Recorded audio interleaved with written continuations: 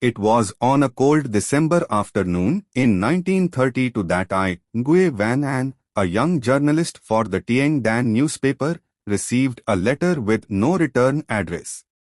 The envelope was yellowed, the ink smudged as if soaked in water. Inside, there was a single, trembling sentence. Come to the inn without shadows before the full moon. The truth needs to be told. Beneath the words was a hand-drawn map, pointing to an unnamed forest deep in the northern mountains. No major roads. Just a winding trail over rugged terrain. I wasn't someone easily seduced by folklore, but something about the name without shadows clung to me like a whisper I couldn't ignore. 3 days later, I strapped on my backpack with a recorder, a journal, and an old flashlight, and left from the Lan-Sun train station, heading north. Locals shook their heads at the mention of the place. Only an old tea vendor whispered, "You are heading to the right place, son, but don't turn back halfway." I didn't understand his words. Until it was far too late. It took over 6 hours of trekking through dense jungle and across 3 rocky peaks before I stumbled upon a cobbled stone path leading to a wooden 2-story house nestled in the mist. The inn looked like something out of a forgotten dream, French colonial architecture, curved roof, wooden balconies carved with disturbing patterns like roots entangling human limbs. I knocked. A middle-aged woman opened the door without a word. She simply gestured for me to follow and led me to the second floor. The smell of damp wood mixed with faint incense filled the corridor. My room was cold, sparse, but clean. When I closed the door, I noticed something strange. No mirror. And under the pale moonlight filtering through the window, I cast no shadow. That evening, I went down to the shared dining hall. 5 other guests sat silently. Each seemed lost in their own world. One man in a worn-out vest was sharpening a blade on his thigh. A disheveled woman whispered into her teacup. An old couple sat facing each other, but never once made eye contact. The innkeeper, the woman who welcomed me, brought out a steaming plate of stew, nearly black in color. I asked her, "What is this dish?" She didn't reply. Just smiled and walked away. I dipped my spoon into the meat. A thick, dark liquid oozed out.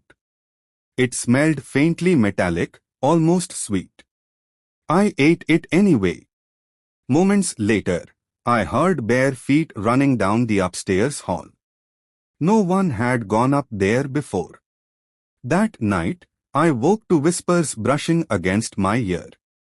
The wind howled like someone crying outside my window. My oil lamp suddenly flared to life. In its flickering light, I saw something strange in the center of the room, an old mirror covered in dust. I hadn't seen it before. I stepped closer. The mirror didn't reflect me, it showed my room, but in ruins, blood-stained walls, rotting floorboards, footprints smeared in black. In the corner stood a figure. Tall, faceless, limbless. I spun around. The room was empty. When I turned back, the mirror was gone. The next day, I tried talking to the guests. No one gave straight answers. But each of them repeated one chilling phrase. "I don't remember when I came. I only know. I can't leave." A horrifying realization dawned on me. They all matched names from missing persons cases over the last decade. They had vanished from society but remained, unchanged, within this inn, ageless and shadowless. Back in my room, I discovered a trapdoor beneath the carpet. Below was a small cellar lined with black and white photographs. Each photo showed past guests unchanged through the years. And in the center of the wall hung a photo of the inn, engulfed in flames. Dated 1912. That final night, I awoke not in my bed, but lying in the cellar. The other guests stood in a circle around me, their eyes wide, mouths bleeding. The innkeeper held something high, it was the mirror. You are the last, Nguyen Van An. They will be free once you take their place. I ran. I crashed through the halls, darkness clawing at my back. I burst into my room, yanked the oil lamp, and threw it at the mirror. Flames erupted. The inn screamed. Walls cracked, the ground split open.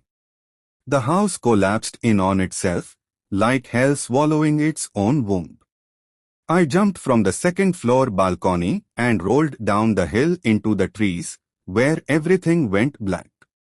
I awoke in the forest, miles away from the Lang Sun station. My backpack was still with me. But no one remembered me ever leaving. I returned to the location marked on the map, but found nothing but moss-covered stone foundations and a single charred wooden sign.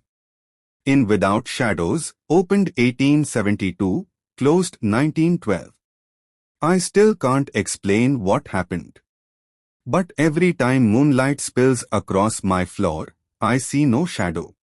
And in broken dreams, I hear a familiar whisper. You've taken their place. Now who will take yours? Would you like me to create a full narrated horror video using this script? I can help generate voice, visuals, and sound effects as well.